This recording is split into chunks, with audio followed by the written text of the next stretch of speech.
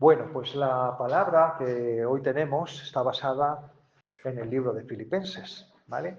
Entonces, una de las cosas que el Señor nos quiere enseñar en este día es cómo el ejemplo que el libro de Filipenses nos da acerca de cómo eran esos cristianos que vivían en esa ciudad que se llamaba Filipo, cómo el ejemplo que Pablo nos dio como hombre de Dios, que en esa palabra de ese libro les enseña a estos hermanos y cómo el ejemplo que Jesús nos da y que en esa palabra Pablo enseña nos puede cambiar la vida.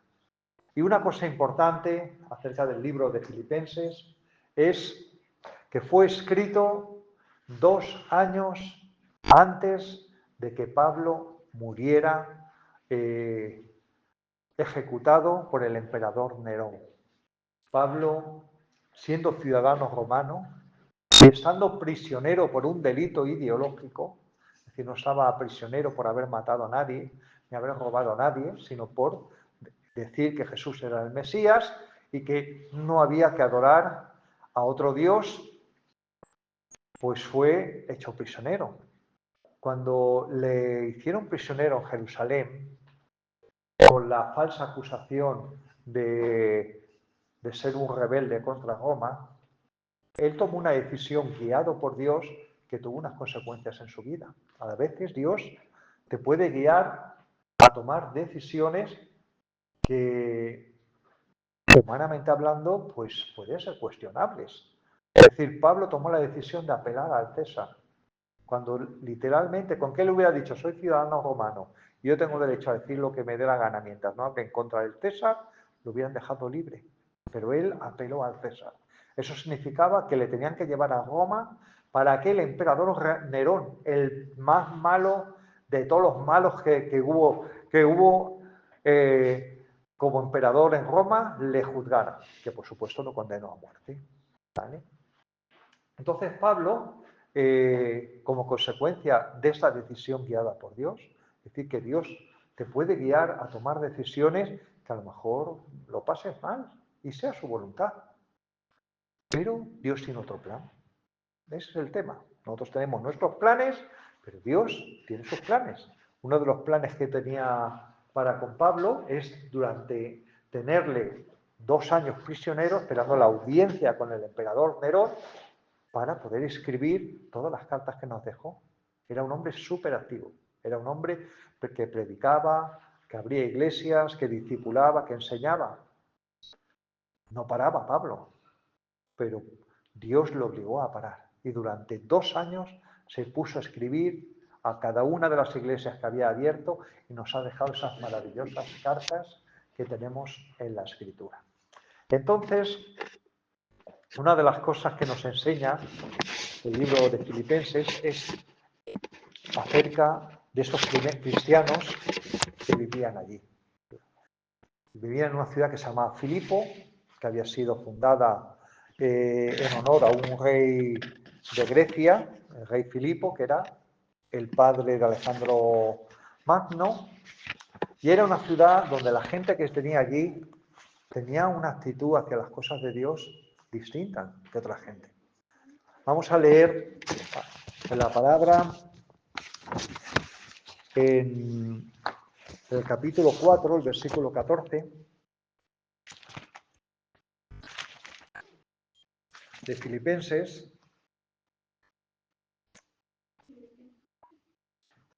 Perdona, versículo 10, capítulo 4, versículo 10, donde nos habla y nos dice: en gran manera me gocé en el Señor de que ya al fin habéis revivido vuestro cuidado de mí, de lo cual también estáis solícitos, pues pero os faltaba la oportunidad. No lo digo porque no tengáis escasez, pues he aprendido a contentarme en cualquiera de estas situaciones.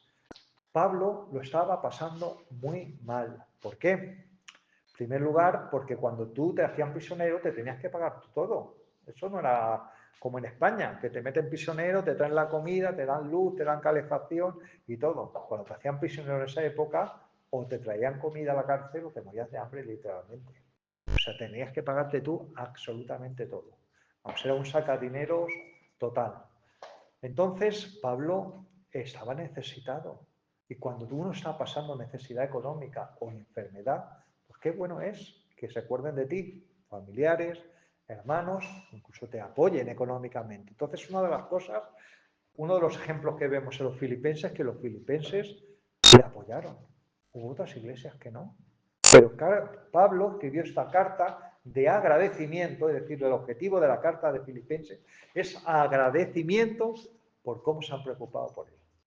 Entonces, preocupado por él, aportándole económicamente, ¿vale? El 13, sé vivir humildemente, sé vivir en abundancia, en todo y por todo soy enseñado, así para estar saciado como para tener hambre, así tener abundancia como padecer necesidad. Otra de las cosas que nos enseña es cómo en tiempos duros y difíciles tenemos que aprender a confiar en el Señor.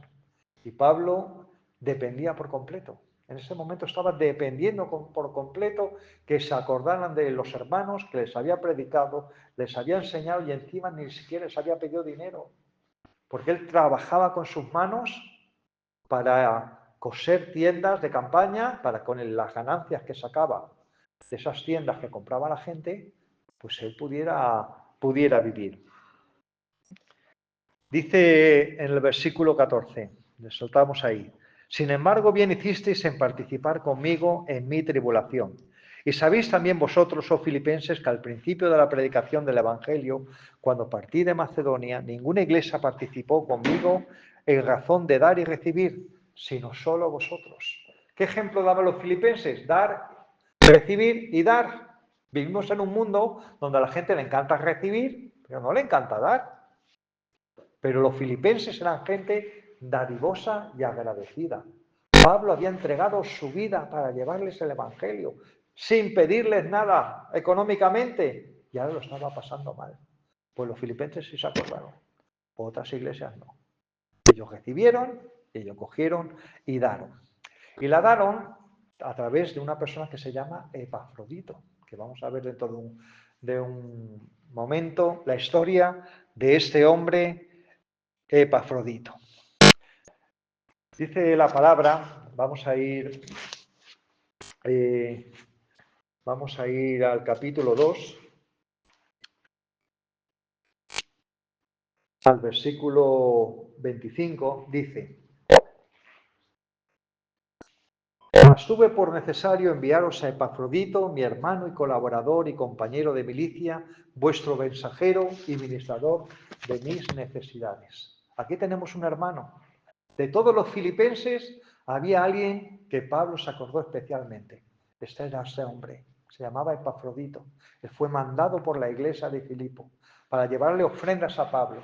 Y aquí nos cuenta un poquito de la vida de este hombre. Dice el 26, porque él tenía gran deseo de veros a todos vosotros y gravemente se angustió porque habíais oído que había enfermado. Pues en verdad estuvo enfermo y a punto de morir, pero Dios tuvo misericordia de él, y no solamente de él, sino también de mí, para que yo no tuviese tristeza sobre tristeza. Este hombre que llevaba la ofrenda de la iglesia de Filipo enfermó en una enfermedad que tenía peligro de muerte. Sin embargo, siguió adelante. Y dice la palabra en el versículo 28, así que le envío con mayor solicitud para que al verle de nuevo os gocéis y yo esté con menos tristeza. Llegó hasta Pablo, una persona que no se para a pesar de las dificultades, es una persona que tiene un compromiso con Dios. Yo en mi vida lo he experimentado muchas veces, sentido de que a pesar que Dios tenía un propósito en algo y a pesar de los golpes, a pesar de las dificultades, a pesar de las caídas, a pesar de los problemas, no pararme. Y tú, cuando estás haciendo algo que sabes que es de Dios, ten por seguro que van a venir golpes, van a venir dificultades. Epafrodito no se paró. Estuvo con peligro de muerte por su enfermedad y siguió haciendo todo lo posible por llevar la ofrenda hasta que llegar a Roma. En esa época estamos hablando que no es como ahora, desde Grecia, que está hacia Filipo, en Grecia, hasta Roma eran meses de camino, a veces andando, a veces en barco, a veces en burros, a veces con peligros de ladrones, pero no era como ahora, verdaderamente. Y encima con una bolsa llena de dinero, pues oye, con mucho temor de que alguien te coja y te robe. Dice el 29, recibidle pues en el Señor con todo gozo y tened en estima a los que son como Él, porque por la obra de Cristo estuvo próximo a la muerte, exponiendo su vida para suplir lo que faltaba en vuestro servicio de mí. Así que tenemos el ejemplo de los filipenses y el ejemplo de este tremendo hermano que se llamaba Epafrodito, arriesgando su vida, su salud, para poder ser de bendición a Pablo cuando estaba en la cárcel. Sabéis que para mí este nombre es algo especial, porque yo en la iglesia en la cual yo me convertí hace 40 años, publicaba una revista que se llamaba Epafrodito. Estamos hablando que una iglesia de 40 personas o incluso menos, todos españoles, menos una chica inglesa, una vez al año montaba en una furgoneta Biblias de contrabando, en ruso, en rumano, en polaco, en checo, en las lenguas de los países del este, y sus pastores cogían y las metían de contrabando más allá de la cortina de hierro famosa, esa barrera política en la cual no permitían entrar Biblias, y estamos hablando de gente que trabajaba pues, de administrativo en un banco o encargado en una fábrica o de albañil. Estamos hablando de gente humilde que amaba al Señor de corazón, arriesgando su vida, arriesgando pasarse 10 años en una cárcel soviética, españoles. Introducían Biblias de contrabando y llevaban ofrendas de dinero para aquellos pastores que estaban en la cárcel y sus familias estaban pasando necesidad. Pues eso lo hizo una iglesia española. Una iglesia que yo la recuerdo con mucho cariño y que cuando hicimos la inauguración el año pasado del local, tuvimos aquí a uno de ellos, al pastor Venceslao, aquí predicándonos. Era uno de esos que se montaban en esa furgoneta y la llevaban. Y luego publicaban una revista con los testimonios que la llamaban Epafrodito. Es decir, y además ponía el versículo debajo de Filipenses, porque arriesgó su vida para cumplir el ministerio de Cristo. ¿Vale? Entonces tenemos el ejemplo de Epafrodito, pero también tenemos el ejemplo de Timoteo, el famoso Timoteo, de primera y segunda de Timoteo. Pues también Timoteo sale en la carta a los filipenses. ¿Por qué? Pablo llamaba a Timoteo su hijo amado. Él no había tenido hijos biológicos, pero este joven Timoteo había sido como su discípulo más cercano, alguien con el cual él le había enseñado, discipulado, le había enseñado en el ministerio hasta que llegó a ser pastor de una iglesia, la iglesia de Éfeso, si no me equivoco. Pero entonces dice aquí de Timoteo, en el versículo 19, 2:19, espero en el Señor Jesús enviaros pronto a Timoteo para que yo también esté de buen ánimo al saber de vuestro estado, pues a ninguno tengo del mismo ánimo y que tan sinceramente se interese por vosotros. La actitud lo es todo. Timoteo era un joven, pero tenía ánimo, tenía valentía, tenía arrojo para las cosas de Dios y se preocupaba. Es decir, había una carga por la obra de Dios, por las iglesias. Dice el 21, porque todos buscan lo suyo propio, no lo que es de Cristo Jesús. Tú fíjate qué definición. Un hombre de Dios que no busca lo suyo propio, sino lo que es de Cristo Jesús. Tú aplícaselo a tantos cantamañanas, como decimos en España, que están por interés, que predican cosas que no están en la palabra solo por amor al dinero. Timoteo era todo lo contrario. Una persona que no buscaba lo suyo, sino lo que es de Cristo Jesús. Dice el 22, pero ya conocéis los méritos de él, que como hijo a padre ha servido conmigo en el Evangelio. como hijo espiritual. Qué importante es tener padres espirituales. Muchísimo.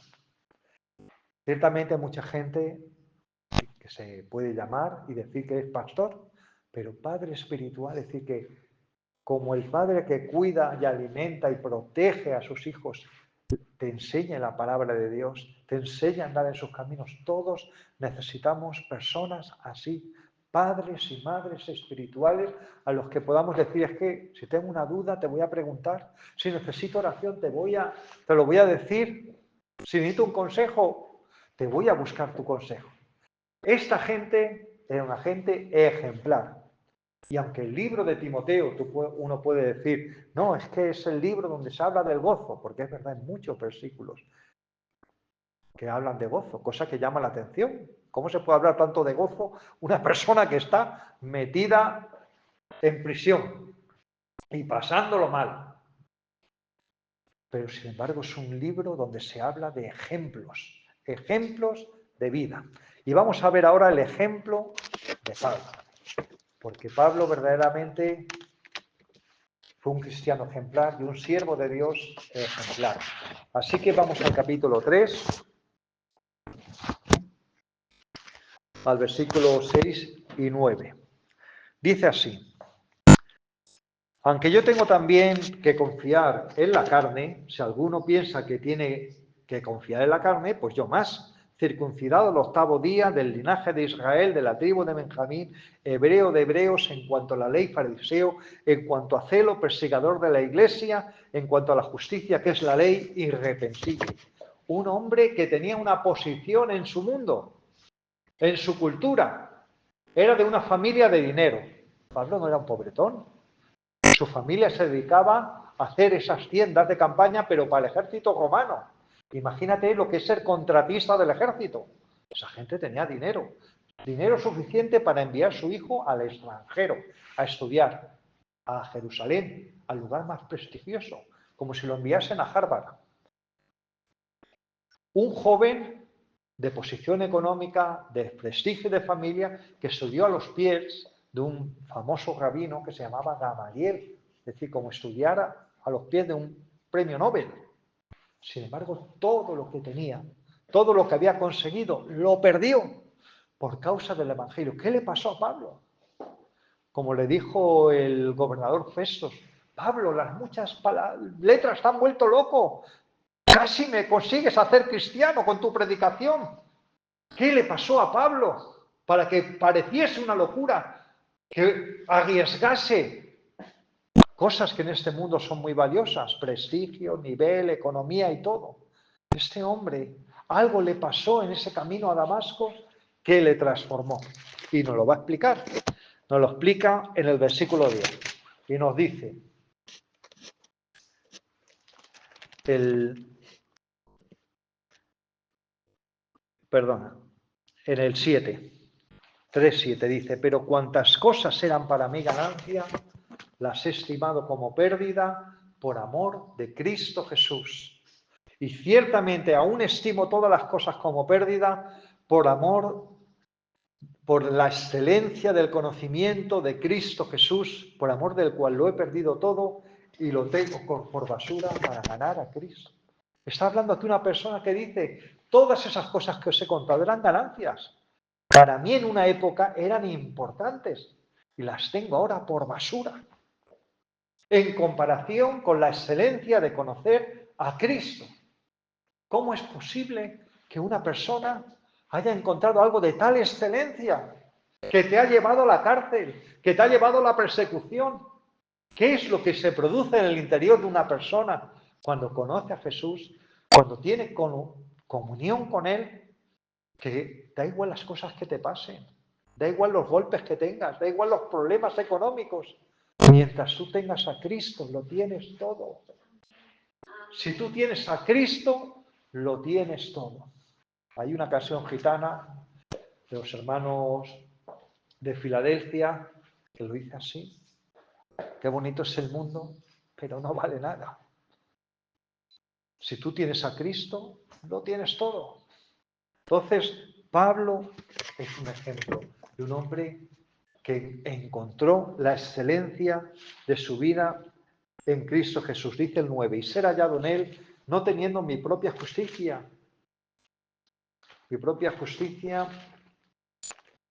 que es por la ley, sino la justicia que es por la fe de Cristo, la justicia que es de Dios, que es por la fe.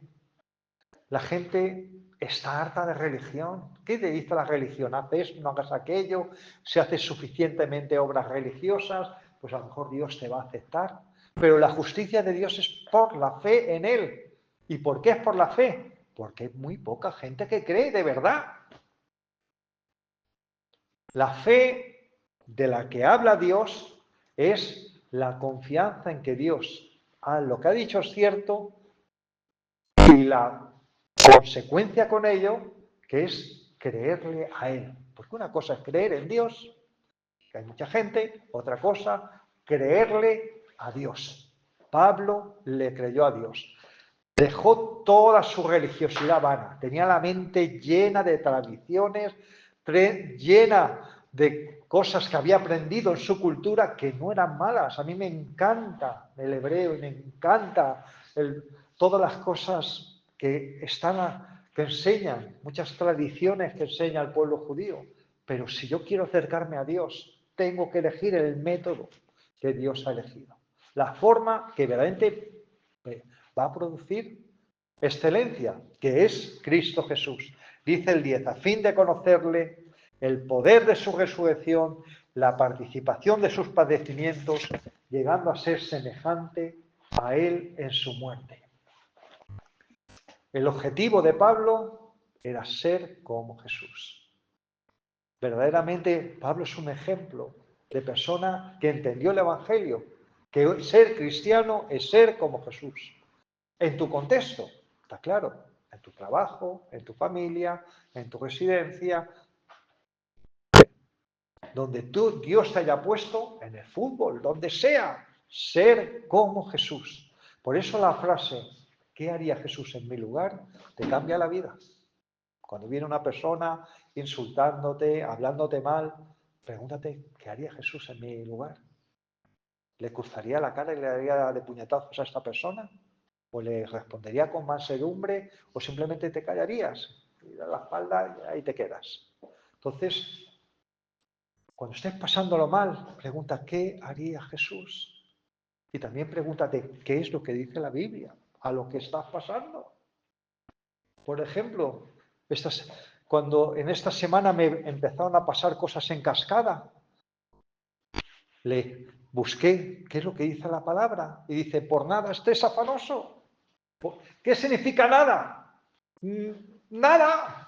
Da igual lo que venga, no estés afanoso. Pero es que luego, un poquito más atrás, dice, todo lo puedo en Cristo que me fortalece. Nada afanoso y todo en Cristo. ¿Quién era el que está diciendo eso? Un hombre que estaba en la cárcel. Que todo lo podía en Cristo. Tú todo lo puedes en Cristo. Estés donde estés. Te pase lo que te pase. Y Pablo es un buen ejemplo de ello. Dice en el versículo 12, no sea que lo haya alcanzado ya, ni que sea perfecto, sino que prosigo por ver si logro asir para asir aquello para lo cual también fui asido por Cristo Jesús. Mira, nada te puede parar. Lo único que te puedes parar es tú a ti mismo. Nosotros a veces nos auto boicoteamos.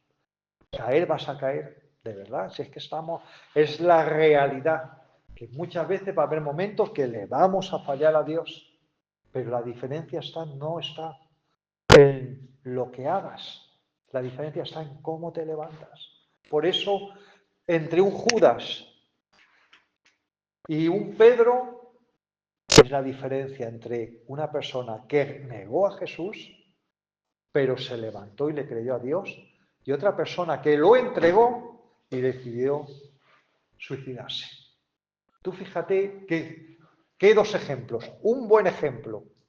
Pedro sí fue un buen ejemplo, porque aunque negó a Jesús, le creyó a él y volvió otra vez al camino. Sin embargo, el ejemplo de Judas lo entregó y lo que decidió fue suicidarse. Entonces la Escritura nos enseña que tenemos que asirnos, es decir, agarrarnos a lo que Dios nos ha llamado. Él te ha llamado a participar de su resurrección, de su poder, a llegar al final de la meta. La vida es una carrera a largo plazo y la vida cristiana es exactamente igual. Y no es como empiezas, es como acabas. Y desgraciadamente nos encontramos mucha gente que empezó bien en el Evangelio y se terminó apartando. Y en las calles nos los encontramos. Gente que incluso le sirvió como pastor, que le sirvió como ministro de alabanza, que le sirvió en tantas cosas. Y es como el recuerdo de una vida pasada que dejó. Ese hombre, esa mujer dejó ya de estar. Entonces nosotros tenemos que asirnos a la palabra de vida, asirnos al llamamiento que Dios nos dio como hizo Pablo. Vamos al capítulo 1, versículo 21, donde está ese famoso versículo. Casi, si yo tuviese que elegir un versículo clave en Filipenses, elegiría Filipenses 1:21. Y mira que es hermoso el por nada estemos afanosos. Filipenses 4:4. O otros de los que he leído, pero Filipenses 1:21 dice esto. Porque para mí el vivir es Cristo, el morir es ganancia. Casi podía decir que este es el versículo para mí clave de todo este libro. ¿Para qué vives tú? ¿Qué es vivir para ti? Uno puede decir vivir es hacer viajes al extranjero, o vivir es tener un pedazo de coche descapotable en mi puerta, o vivir es tener la nevera llena de toda la comida rica y bonita, o tener una casa como las que salen en la revista. Pero para Pablo tenía muy claro, para él vivir es Cristo y el morir es ganancia. Esa es su elección. Y cuando tu vida es Cristo, no te pueden robar, no te la pueden robar, no te la pueden matar, matarán tu cuerpo, intentarán dañarte físicamente o moralmente. Pero si tu vida es Cristo, lo tienes todo, como lo tenía Pablo. Pablo es un ejemplo de cómo un cristiano tenía que afrontar las dificultades y vivir la vida cristiana. Ahora bien,